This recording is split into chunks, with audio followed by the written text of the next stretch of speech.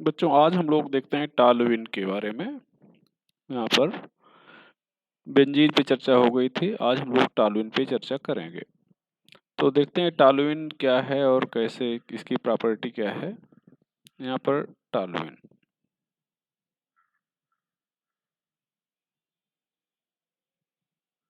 ये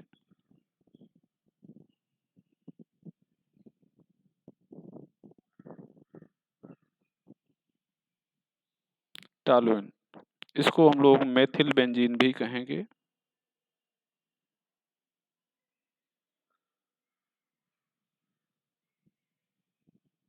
यहाँ पर आर्थोजाइलिन,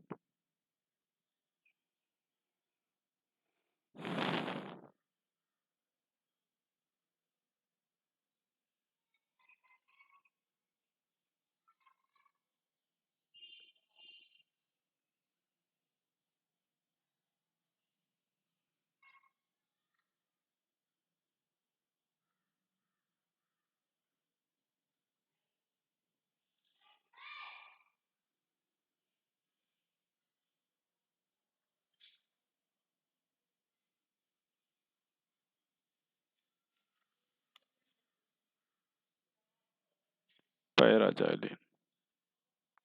इसको अगर लिखा जाए तो 1,2 डाई मेथिल बेंजीन कहेंगे। उसी तरह से ये 1,3 हो जाएगा, ये 1,4 डाई मेथिल बेंजीन हो जाएगा। प्रिपरेशन आप देख चुके हैं। प्रिपरेशन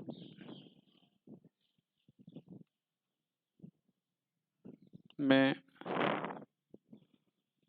पहला हो जाएगा बाय एरोमेटाइजेशन।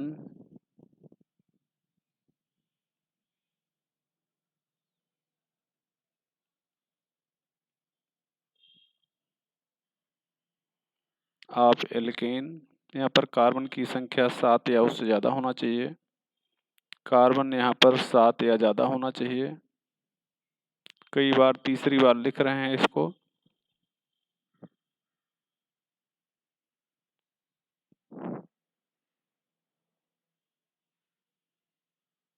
यहाँ पर प्लेटिनम Al2O3 600 डिग्री सेल्सियस, और Cr2O3 Al2O3 600 degree Celsius.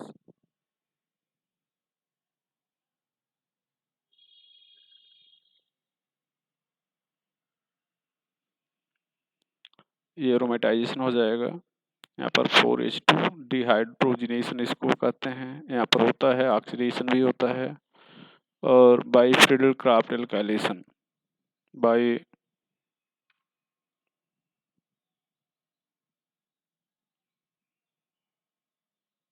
Friedel craft alkylation.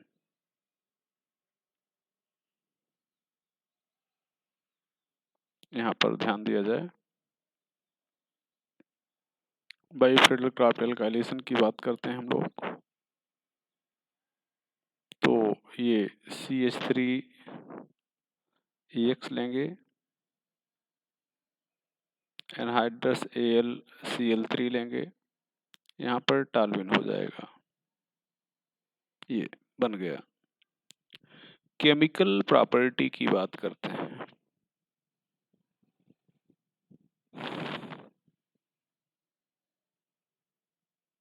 Chemical property, यहाँ पर पहला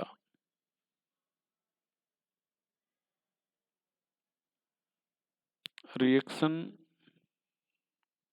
ड्यू टू CH3 और ड्यू टू बेंजीन।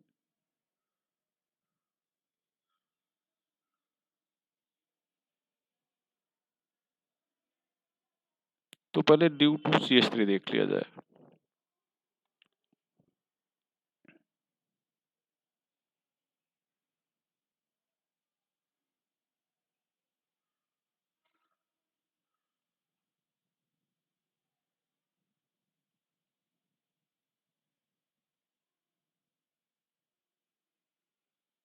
यहाँ पर पहले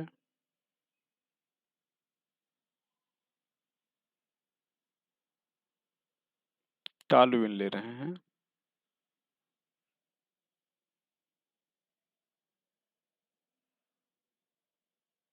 यहाँ पर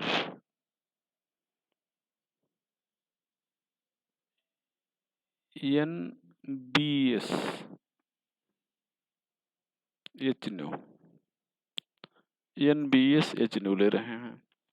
तो ये एलाइलिक या बेंजिल कार्बन पर ब्रोमीन जो होता है, और वो भी बाई फ्री रेडिकल मैकेनिज्म। तो यहाँ पर क्या हो जाएगा, CH2Br यहाँ पर,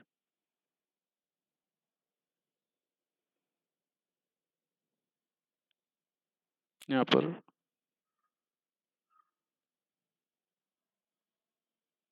adds bromine selectively on allylic and benzyl carbon. और चूंकि सनलाइट है तो by free radical mechanism, by free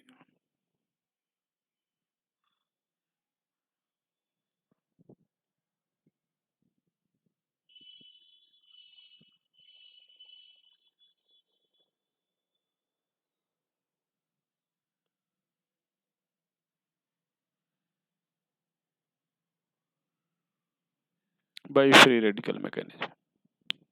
यहाँ पर देख ही लिया जाए इसको।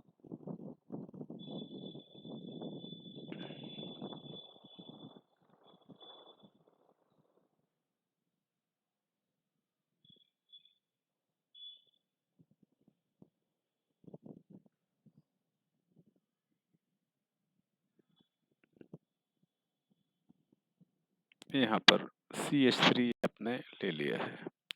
अब यहाँ पर मान लो जैसे CH2 CH3 ले लेते हैं,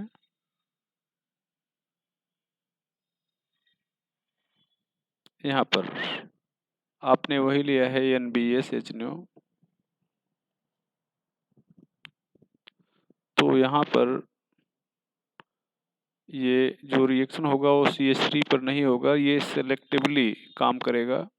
तो ये अटैक करेगा CH2 पर। ये अब ये कार्बन अगर ध्यान दो, ये कार्बन, ये कायरल कार्बन है, कायरल कार्बन।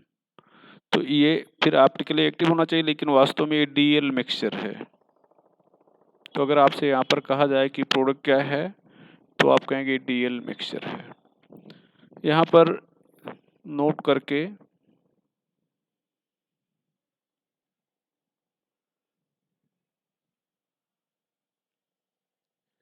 या अभी छोड़ें इसको। यहाँ पर अगर आपसे कहा जाए कि आप Br2HNO ले रहे हो, तो Br2HNO भी यही करेगा।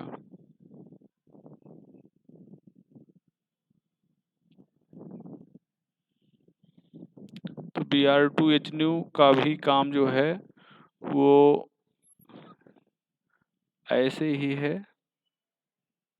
NBS जैसा। बस अंतर ये है कि ये Br2HNO एल्केन से भी रिएक्ट करता है, जबकि NBS HNO एल्केन से रिएक्ट नहीं करता।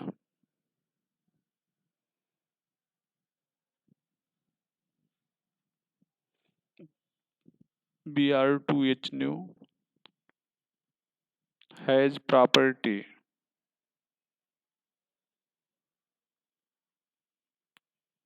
similar to NBS HNO, but NBS HNO does not react with alkane.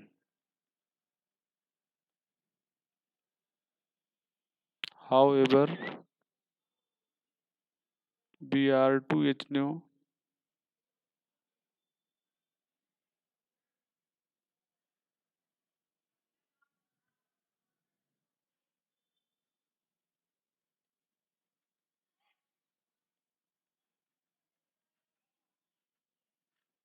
React with alkane, तो ये एल्केन से रिएक्ट करेगा। यहाँ पर देखा जाए डिफरेंस अगर दोनों में, तो यहाँ पर हम लोग CH3 CH2 CH3 ले लेते हैं, यहाँ पर NBS H न्यू, यहाँ पर Br2H न्यू, यहाँ पर नो रिएक्शन, यहाँ पर रिएक्शन होगा।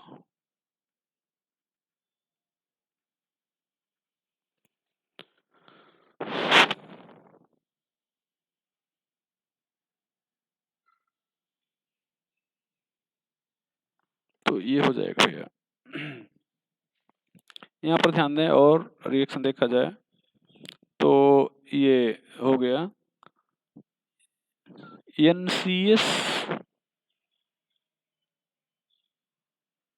N क्लोरोसक्सिनामाइड H new and SO2 Cl2H new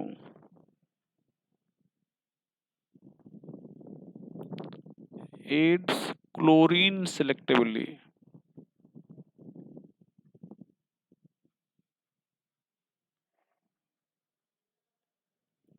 selectivity order हो जाएगा CH2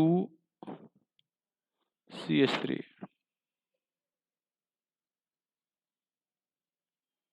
ये सेलेक्टिविटी ऑर्डर होगा।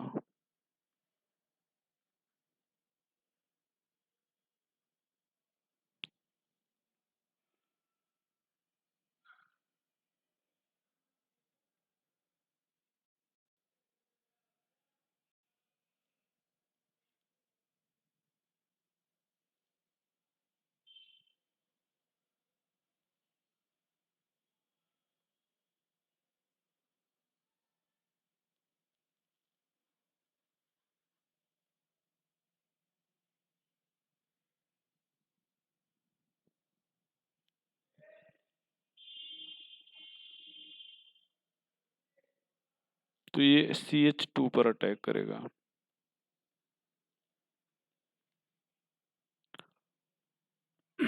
यहाँ पर ध्यान दिया जाए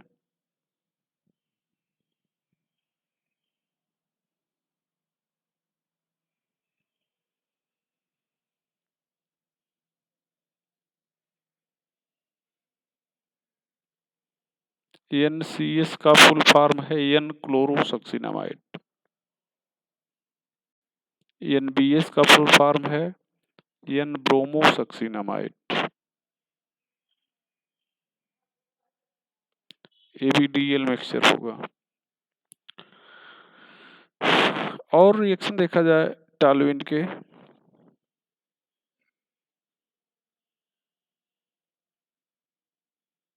तो यहाँ पर ध्यान दीजिए टॉलुइन ले रहे हैं, फिर से एक बार NBS H न्यू आपने देखा,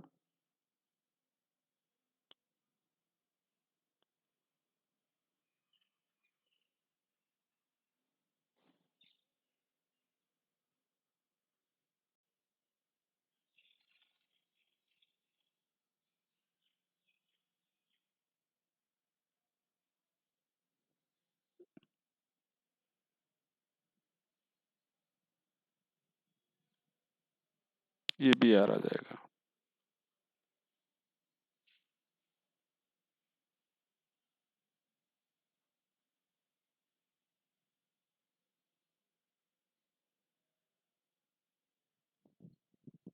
ये Br आ जाएगा। Cl2H न्यू अगर एक्सेस में है तो एक एक करके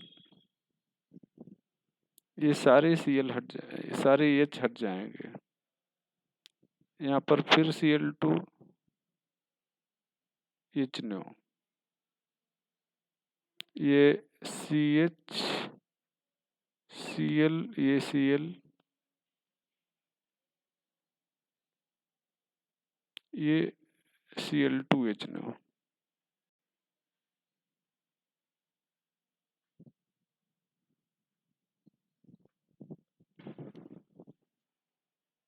Cl2H9। ये फ्री रेडिकल सब्स्टिट्यूशन रिएक्शन है। ध्यान रखिएगा, चूंकि सनलाइट है और सब्स्टिट्यूशन हो रहा है तो फ्री रेडिकल। अब यहाँ पर अगर हम लोग NaOH एक्वस ले लें, NaOH एक्वस या KOH एक्वस, तो ये बेंजिल एल्कोहल बन जाएगा। Cl हट जाएगा, OH आ जाएगा, ये बेंजिल एल्कोहल। यहाँ पर भी वही NaOH एक्वस ले लिया जाए तो ये दोनों Cl हट जाएंगे, 2 OH आ जाएगा।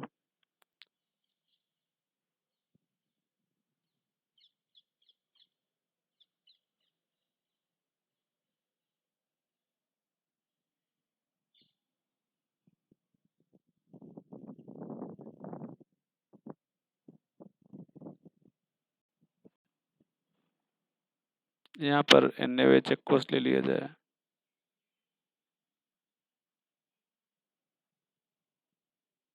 तो यहाँ पर तीनों Cl हट जाएंगे और 3 OH आ जाएगा। और एक कार्बन पर 2 OH भी स्टेबल नहीं होते थे, यहाँ पर तो 3 OH हो गए। तो फिर ये H2O यहाँ से निकल जाएगा और यहाँ पर ध्यान दिया जाए, ये H2O ऐसे निकल जाएगा तो ये C डबल बॉन्ड OH बच जाएगा।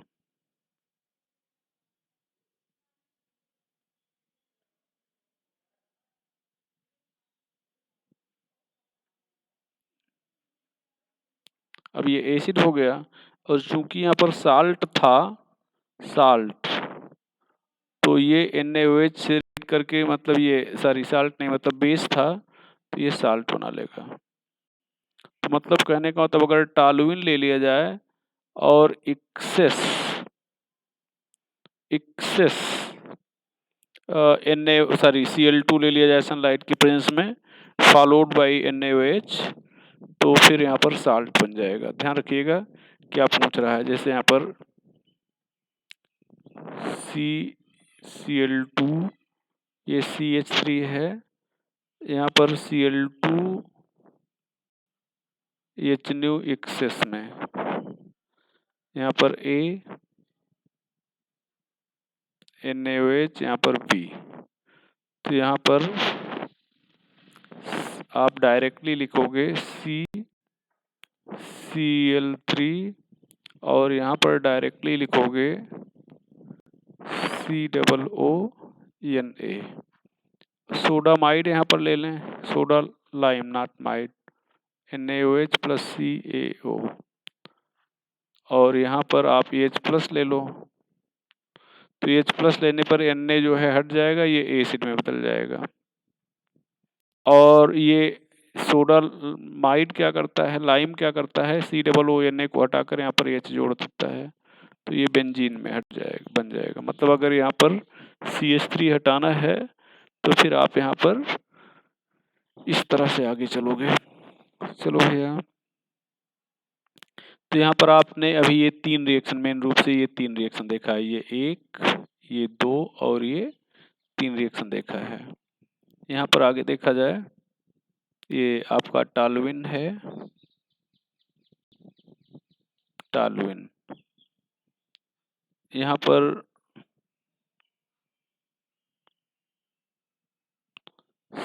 CrO2Cl2, ये 2 मोल, और यहाँ पर फॉलोड बाई हाइड्रोलिसिस, ये बन जाएगा बेंजल्डिहाइड। इसको कहेंगे Etard reaction.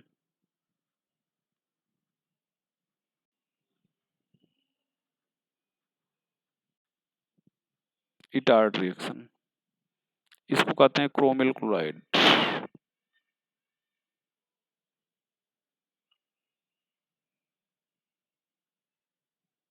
Convert CH3 COO,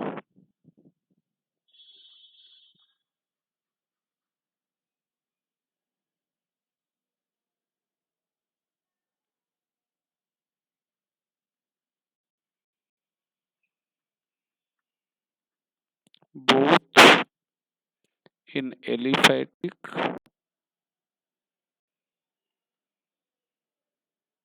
and in aromatic.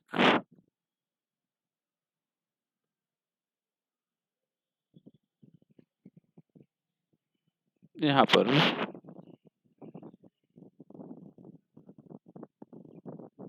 CrO3 केवल ले लें और यहाँ पर एनहाइड्राइड ले लें,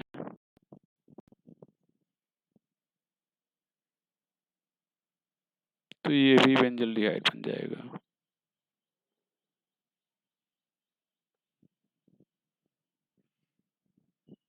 यहाँ पर केवल CrO3 ले लें, जो एक एसिड बन जाएगा। CrO3 pyridine के साथ लेते हैं।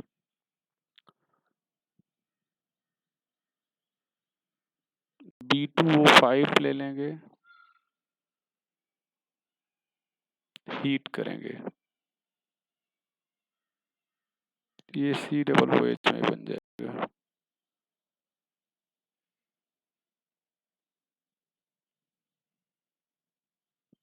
KMnO4OH minus,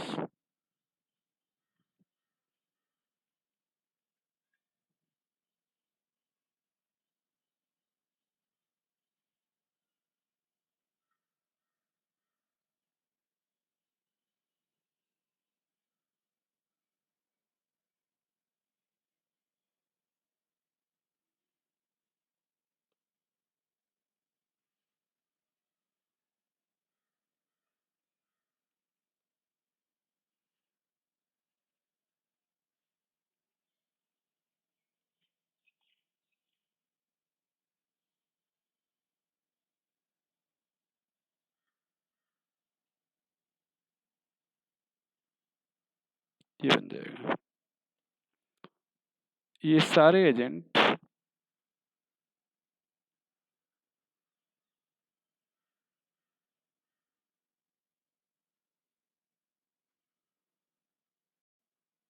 convert carbon attached from benzene ring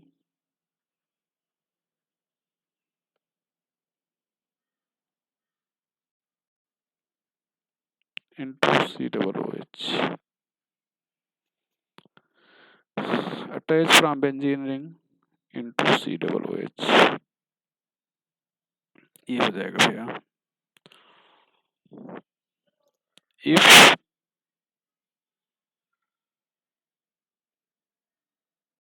this carbon has at least one hydrogen, यहाँ पर ध्यान दो,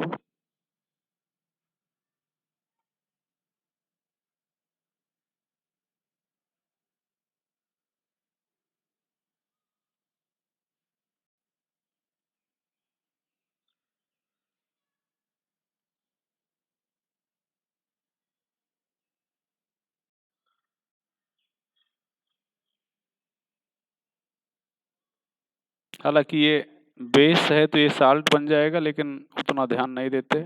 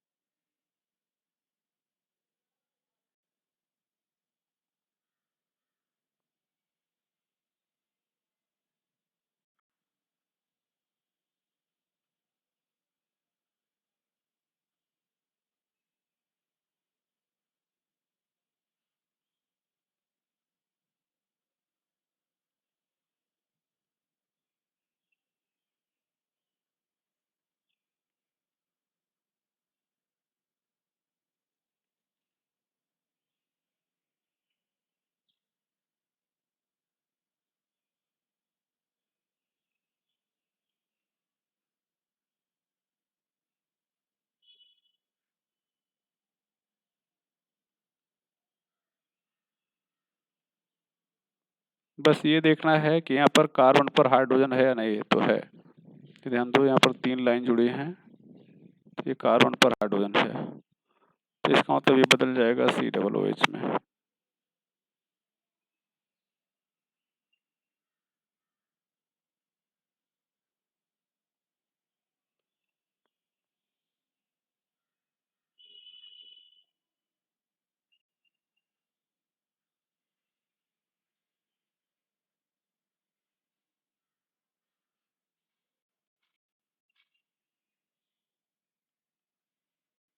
ये अब यहाँ पर ध्यान दें, बेंजीन रिंग ये है और यहाँ पर CH2 है, यहाँ पर भी CH2 है, तो दोनों CH2 बदल जाएंगे COOH में।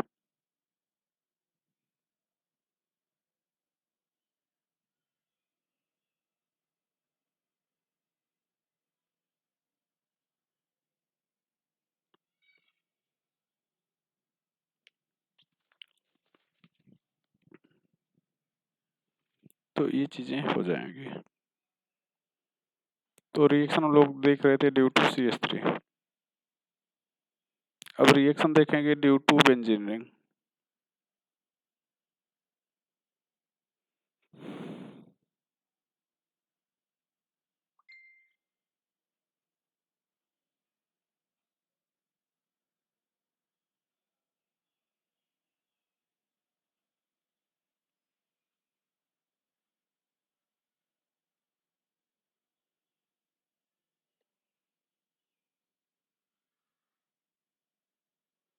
Reaction due to benzene ring,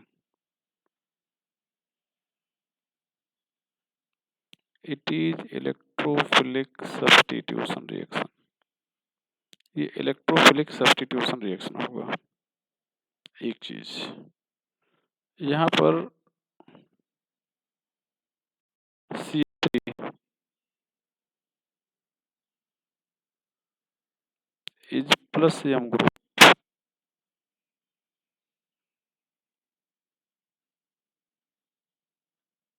due to hyper conjugation.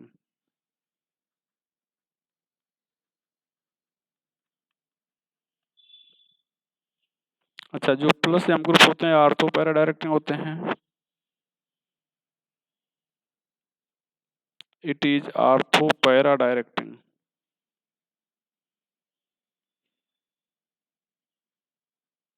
And activating. Ortho para directing and activating, तो मतलब ये क्यों ऐसा करता है, आर्थो पैरा डायरेक्टिंग होता है और एक्टिवेट करता है, क्योंकि जो CH3 है ये बेंजीन रिंग पर इलेक्ट्रॉन डेंसिटी को बढ़ा देता है। तो जो नेक्स्ट सब्स्टिट्यूएंट है, ये ध्यान दें, जैसे ये CH3 है, ये यहाँ पर इलेक्ट्रॉन डेंसिटी बढ़ जाएगी, इलेक्ट्रॉन डेंसिटी बढ़ जाएगी। तो अब जो नेक्स्ट इलेक्ट्रोफाइल है वो या तो आर्थो पोजीशन पे अटैक करेगा या तो पैरा पोजीशन पे अटैक करेगा। यहाँ पर ई,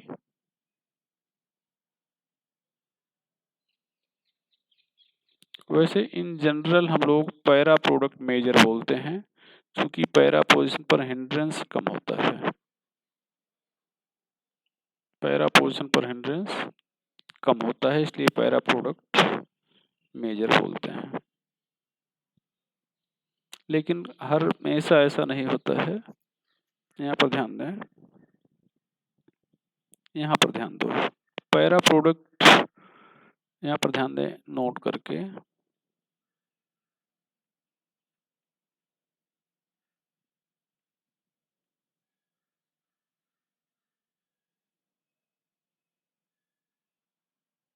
para product is major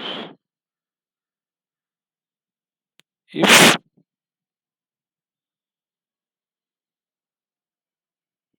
group already present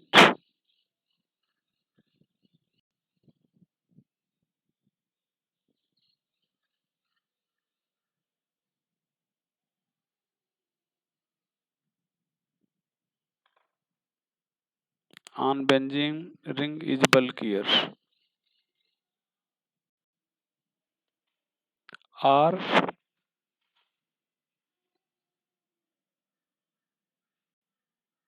incoming group is bulkier। यहाँ पर ध्यान दें, जैसे यहाँ पर CH3 CH2 CH2 CH2 CH CH3 CH3 CH3 CH3, अगर ये ग्रुप प्रेजेंट हैं तो यहाँ पर बल्कीनेस इंक्रीज कर रही है, तो यहाँ पर पैरा प्रोडक्ट बढ़ता जाएगा। Para product increases.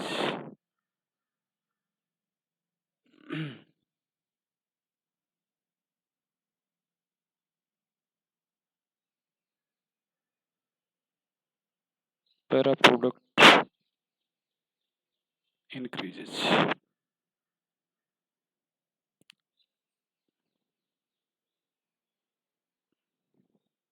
यहाँ पर बता ही रहे हैं, तो यहाँ पर प्लस m पावर डिक्रीज कर रही है,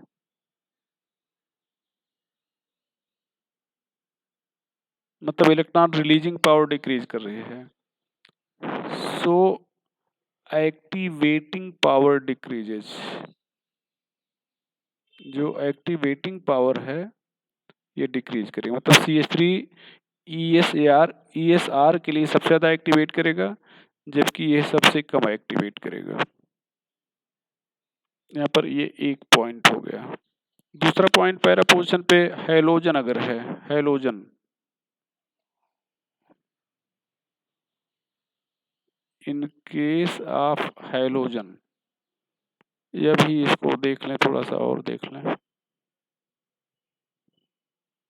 अभी पहला ही स्टेटमेंट देख लें। यहाँ पर Cl minus NO2 minus Br minus SO3H, यहाँ पर साइज इंक्रीज कर रही है, पैरा प्रोडक्ट इंक्रीजेस। मतलब अगर आपसे कहा जाए Cl माइनस पहले से जुड़ा है और SO3H जुड़ा है पहले से, तो किस केस में पैरा प्रोडक्ट सबसे ज़्यादा बनेगा, तो SO3H वाले केस में पैरा प्रोडक्ट सबसे ज़्यादा बनेगा। यहाँ पर ये चीज, तो जो पहले से ग्रुप प्रेजेंट है वो बल्कियर है, अटैकिंग ग्रुप बल्कियर है। यहाँ पर अगर ध्यान दो, जैसे मान लो फ्रीडरक्राफ्ट एल्काइलेशन आप लिखोगे तो यहाँ पर RX लिखोगे यहाँ पर, तो यहाँ पर आप रिएक्शन कराओगे CH3Cl से, ये अटैकिंग ग्रुप होगा। CH3CH2, ये अटैकिंग स्पीसीज में हम लोग ये हटा देते हैं Cl। ये ध्यान दें, ये अटैकिंग स्पीसीज है, ये प्लस ये यहाँ पर ये अटैकिंग स्पीसीज है, तो ये बल्कीनेस इंक्रीज कर रहा है, तो यहाँ पर भी पैरा प्रोडक्ट बढ़ेगा, ये पैरा प्रोडक्ट इंक्रीज कर रहा है।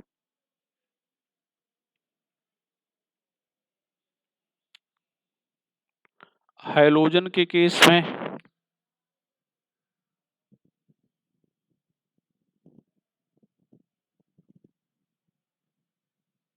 इन केस ऑफ हैलाइड, यहाँ पर ध्यान दें ClBrI, यहाँ पर -m पावर डिक्रीज कर रहा है, -I पावर डिक्रीज कर रहा है। सो पैरा प्रोडक्ट डिक्रीज करेगा। यहाँ पर ध्यान दो, जैसे यहाँ पर आप समझो, जैसे F जुड़ा है यहाँ पर पहले से, तो -I पावर ही रहेगी, -I, तो -I आर्थो पर ज़्यादा रहेगा और पैरा पर नेग्लिजिबल रहेगा। तो यहाँ पर क्या होगा, आर्थो पर जब ये माइनस आई पावर ज़्यादा रहेगी तो यहाँ पर प्लस चार्ज की संभावना ज़्यादा रहेगी। इसका मतलब जो अटैकिंग ग्रुप होगा वो यहाँ पे अटैक करेगा। लेकिन आई के केस में यहाँ पर इंडक्टिव इफेक्ट कम रहेगा, तो इंडक्टिव इफेक्ट कम रहेगा तो इसका मतलब यहाँ पर अटैक करने की पॉसिबिलिटी ज़्यादा रहेगी। तो ये चीज़ रहेगा।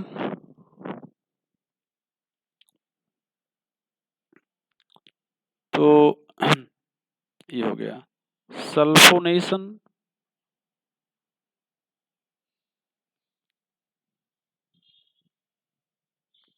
is temperature dependent.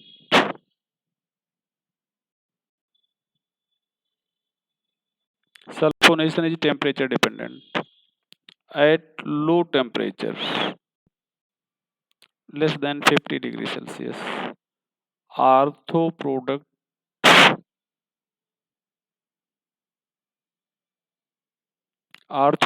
is measured.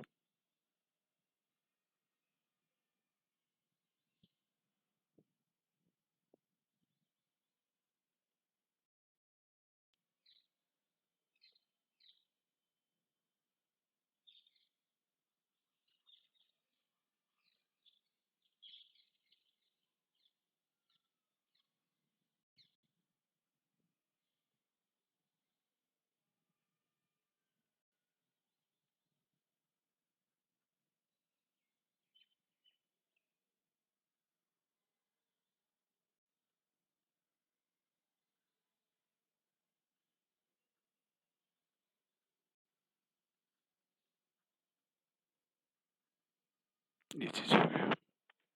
अब यहाँ पर ध्यान दें बेटा, कुछ रिएक्शन देखा जाए जो पहले ही पढ़ चुके हैं। यहाँ पर हम लोग हाइलोजिनेशन ले रहे हैं। तो रिएक्शन आपने सारे कल पढ़े थे। ये हाइलोजिनेशन में एजेंट आपके वही हैं। यहाँ पर CH3 मान लो आपने लिया, यहाँ पर Cl2, यहाँ पर ये FeCl3 लिया। ये डार्क कंडीशन, सनलाइट में ये CH3 पर अटैक करेगा, पहले ही बता दिया गया है। सनलाइट की प्रेजेंस में Cl जो है CH3 पर अटैक करेगा, पहले ही आपको बताया जा चुका है, तो आप उसके बारे में परेशान नहीं होंगे। यहाँ पर ध्यान दो, nitration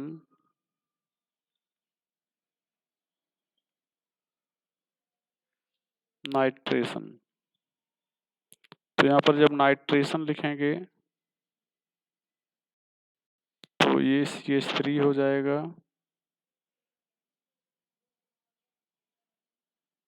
concentrate HNO3 plus concentrate H2SO4।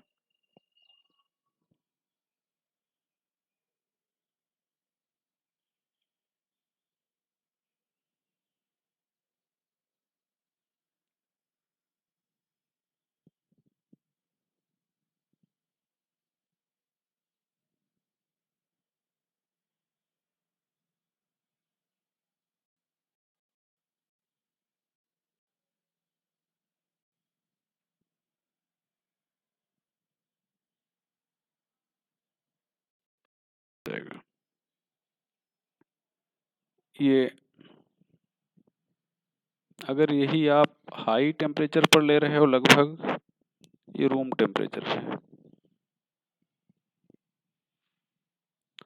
तो कंसंट्रेट HNO3 कंसंट्रेट H2SO4 ये लगभग 100 डिग्री सेल्सियस पर।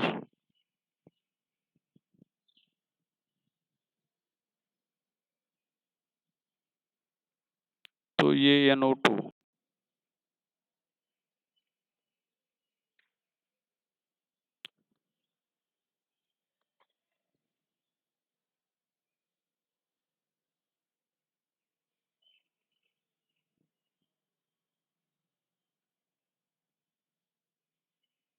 246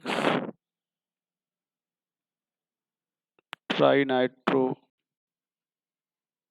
टॉलुइन, शॉर्ट में TNT कहेंगे, शॉर्ट में TNT कहेंगे। 2,4,6 ट्राई नाइट्रो टॉलुइन TNT कहेंगे। एक्सप्लोसिव होता है, बताया गया था कि all nitro containing compound are explosive. ये सल्फोनेशन, अच्छा यहाँ पर रिएक्टिंग स्पीसीज आपको कई बार बताया जा चुका है। रिएक्टिंग स्पीसीज यहाँ पर अगर देखा जाए तो NO2+, ये रिएक्टिंग स्पीसीज होगा। नाम नाइट्रोनियम आयन है।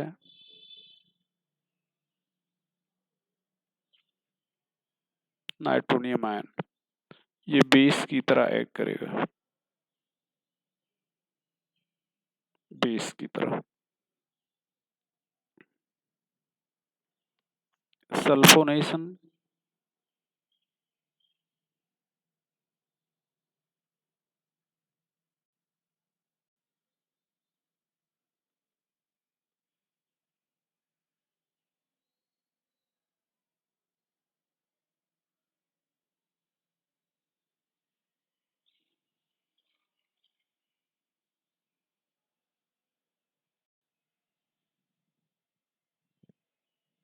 फ्यूमिंग, H2SO4 ले रहे हैं।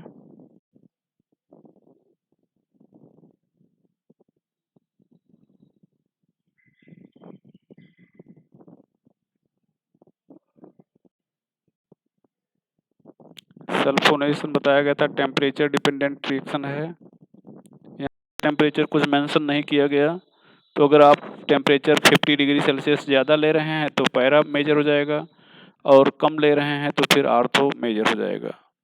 यहाँ पर रिएक्टिंग स्पीसीज हो जाएगा SO3H+। ये यहाँ पर रिएक्टिंग स्पीसीज होगा। फ्रीडल-क्राफ्ट एल्काइलेशन,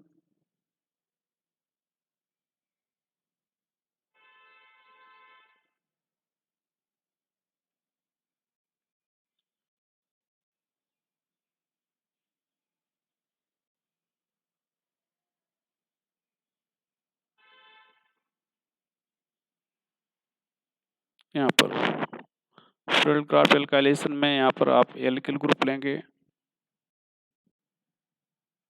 अगर सिंपल सा कोई एल्किल ग्रुप ले रहे हो तो आर्थो और पैरा पोजीशन पर जुड़ जाएगा एनहाइड्रस AlCl3। अदरवाइज यहाँ पर रीअरेंजमेंट होगा, CH3 यहाँ पर CH3 आ गया, यहाँ पर ये CH3 यहाँ पर CH3 बढ़ गया। यही पर अगर देखा जाए, अगर यही यहाँ पर कर दिया जाता कि आप मान लो CH3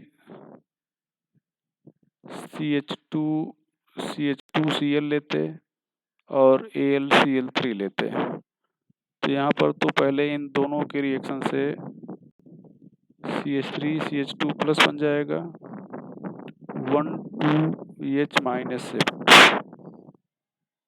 1,2H- शिफ्ट के द्वारा ये बन जाएगा ये। अब यहाँ पर रिएक्टिंग स्पीसीज है, ये अटैक करेगा, तो जब ये अटैक करेगा यहाँ पर किस पर अटैक कर रहा है, तो फिर जब अटैक करेगा किस पर अटैक कर रहा है, टॉलुइन पर, तो इसका मतलब यहाँ पर एक बार ये CH3 पहले से था, यहाँ पर CH3, यहाँ पर आर्थो निश्चित रूप से माइनर होगा, क्योंकि जो अटैकिंग ग्रुप है वो क्या है भैया, बल्कियर है। इसको आप ऐसे लिख सकते हो, अटैकिंग ग्रुप बल्कियर है, तो ये हो जाएगा। फ्रीडल-क्राफ्ट एसिटाइलेशन ले रहे हो, फ्रीडल-क्राफ्ट,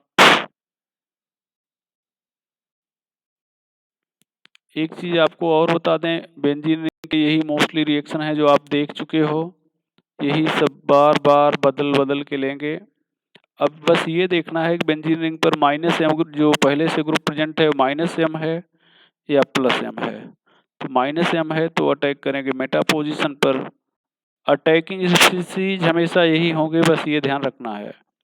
अटैकिंग स्पीसीज यही होंगे, जब भी एसिटाइलेशन कहा जाएगा तो एसिटिल क्लोराइड या एसिटिक एनहाइड्राइड ही लेंगे।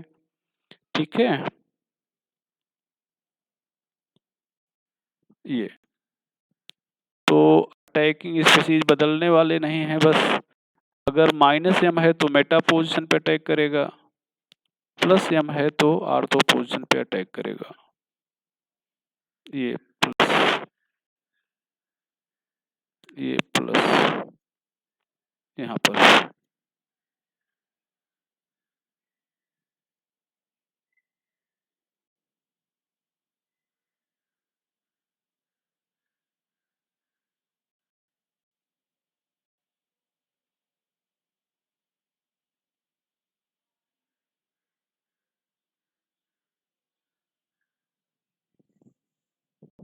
ये चीज रहेगा,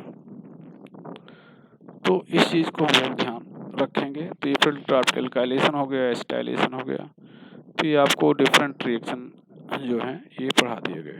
अब यहाँ पर हम नोट करके एक चीज आपको बताना चाहेंगे। यहाँ पर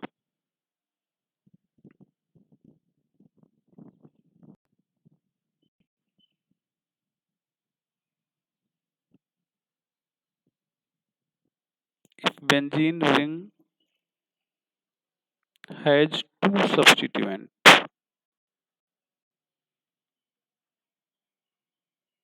then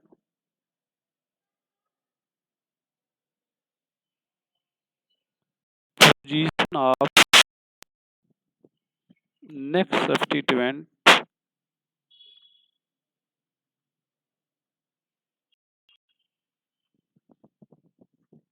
is governed by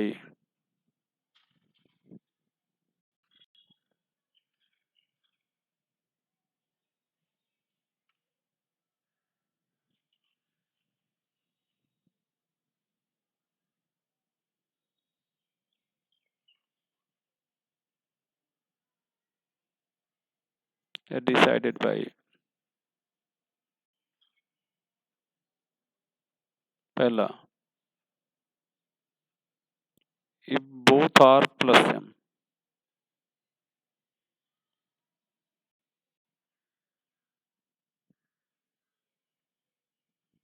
then position of next substituent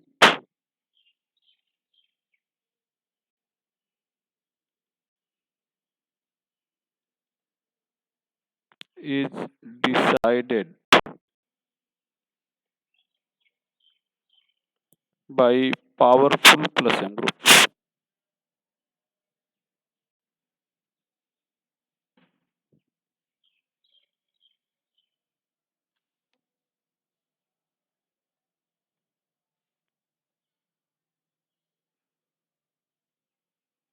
If one is plus m group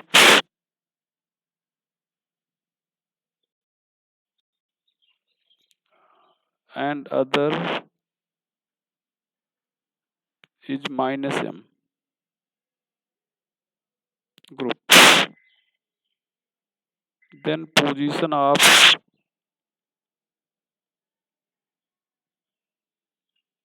next substituent is decided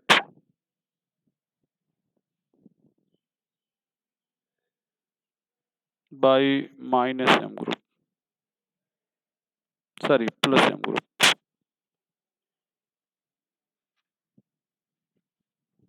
If both are minus m group,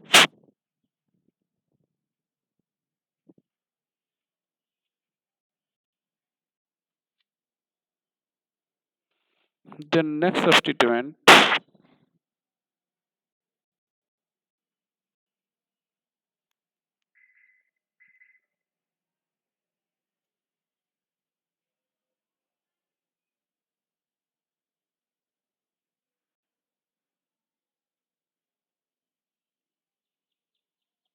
does not attack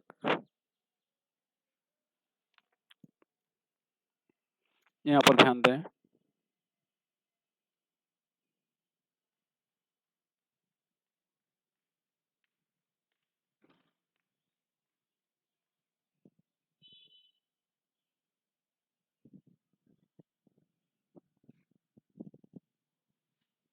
NO2 plus nitration मान लो हम लोग कर रहे हैं, तो ये attack करेगा CH3 के रिस्पेक्ट में आर्थो पोजीशन पे, यहाँ पर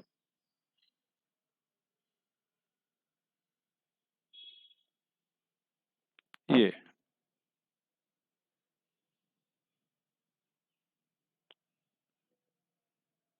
मोर पावरफुल, ये प्लस एम, ये भी प्लस एम है,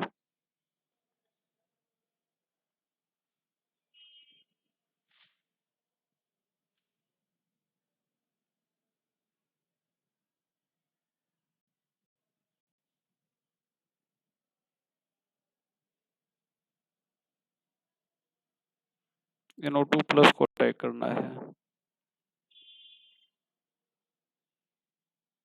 तो ये अटैक करेगा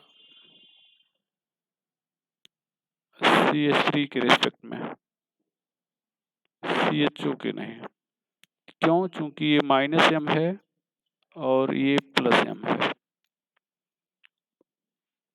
यहाँ पर ध्यान दें,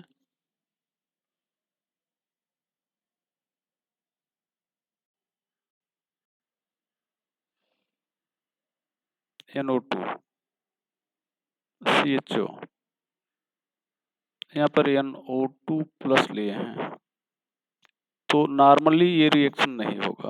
अब आप बहुत हाई टेम्परेचर प्रेशर ले लें तो अलग बात है, तो ध्यान रखिए। एक और चीज बता दें कि यहाँ पर मान लो आपने लिया है CH3, यहाँ पर लिखा है CH2CH3, तो अब ये जो गवर्न करेगा ये दोनों प्लस एम है, ये प्लस एम है, इसके लिए आर्थो पोजीशन है, CH3 गवर्न करेगा, आर्थो है, तो ये आर्थो यहाँ पे अटैक नहीं करेगा। मतलब अगर एक मेटा पे है और एक मतलब मेटा पोजीशन पे है, तो दोनों मेटा के बीच में अटैक नहीं करेगा। मतलब यहाँ पर अगर आपने NO2 प्लस लिया है, पर क्राउड ज्यादा हो जा रहा है, यहाँ पे अटैक नहीं होगा, इधर अटैक करेगा। यहाँ पर ध्यान दो, CH3, यहाँ पर NO2 अटैक करा दो, और ये CH2 CH, तो इसके पैरा पे भी अटैक करा सकते हो, तो आर्थो पैरा दोनों पे हो जाएगा। यहाँ पे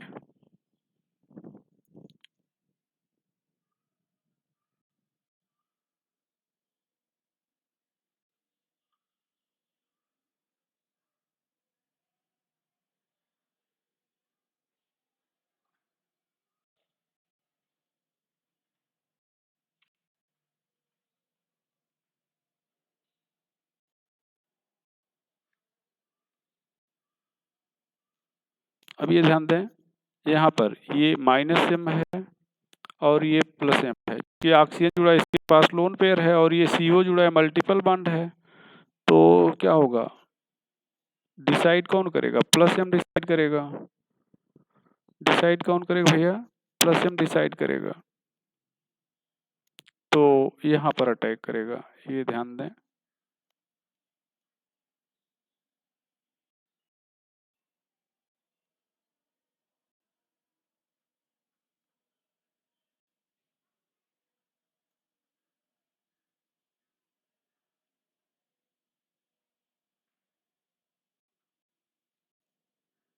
ये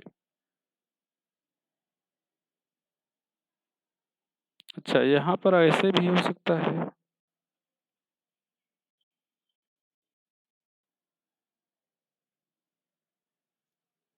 यहाँ पर मान लो NO2 प्लस अटैक कर रहा है, तो अब ये ध्यान दो, ये मतलब एक ही ग्रुप दोनों तरह, ये ध्यान दो, ये माइनस एम, ये प्लस एम, ऑक्सीजन पर लोन पेयर है, और ये माइनस एम, इसका मतलब अटैक होगा इसके इस वाली रिंग पर ये फर्स्ट बेंजीन है, ये सेकंड बेंजीन, तो इसके पैरा पोजीशन पर हिंड्रेंस कम होगा, तो यहाँ पर हो जाएगा NO2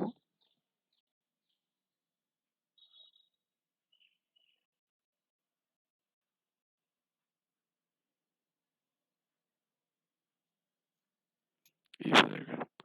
तो ये आज की बात यहीं पे खत्म करते हैं बेटा। नेक्स्ट लेक्चर पे हम लोग शुरू करेंगे हेलो एल कंटेनिंग कंपाउंड के बारे में। ठीक है बेटा।